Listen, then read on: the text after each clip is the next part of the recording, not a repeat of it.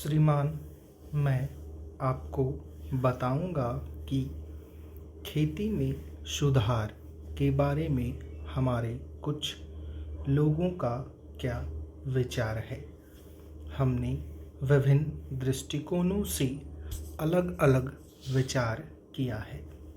विशेष रूप से सबसे ऊंची सीमा बांधने तथा सहकार के प्रश्न पर किंतु हम अनुभव करने लग गए हैं कि दोनों का आपस में गहरा संबंध है। अगर हमारे देश में बड़े बड़े फार्म होते तो यह कल्पना की जा सकती है, भले ही आप इससे सहमत ना हों, कि उनका कार्य संचालन दक्षता से होता और उत्पादन भी बहुत बढ़ सकता और साथ ही साथ आधुनिक तौर तरीकों का विस्तार हो सकता।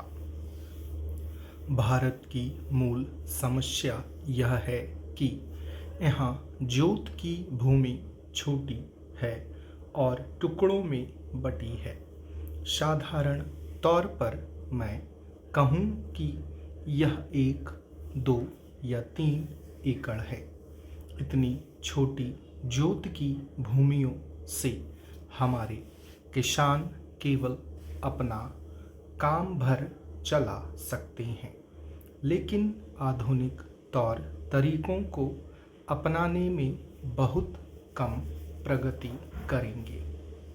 अब सबसे ऊंची सीमा बांध देने से ऐसा भी हो सकता है कि कुछ एक जो बड़े फार्म हैं उनमें काट छांट हो, जो कि प्रयोजन भी है।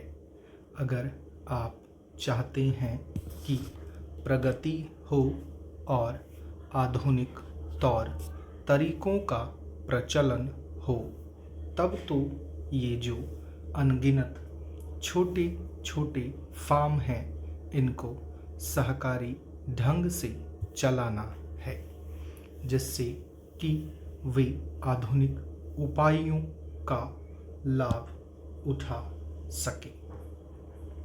सहकारी ढंग से कार्य करने से मेरा मतलब है विविध प्रकार से सहयोग देना।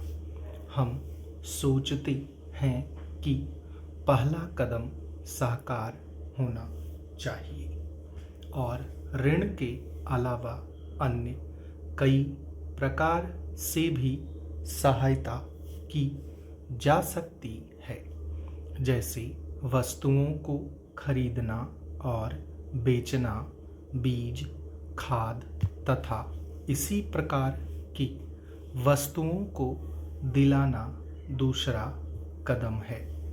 धीरे धीरे बीच वाले आदमी को हटा देना।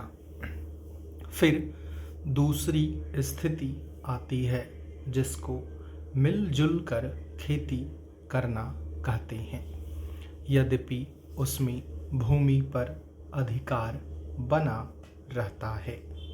इस प्रकार का हमारा दृष्टिकोण है, जिससे अधिक से अधिक सीमा की समस्या को सहकारों से अधिक जोड़ा जा सके, नहीं तो उत्पादन गिर जाने का भय है। यह एक जटिल समस्या है जिस पर मनन हो रहा है। सहकार से मेरा मतलब एक गांव के सहकार से है और ज़्यादा से ज़्यादा 2-3 गांव का सहकार भी हो सकता है, यदि वे निकट से संबंधित है। लेकिन हमारी सरकार इनकी भरपूर सहायता करेगी। स्टॉप।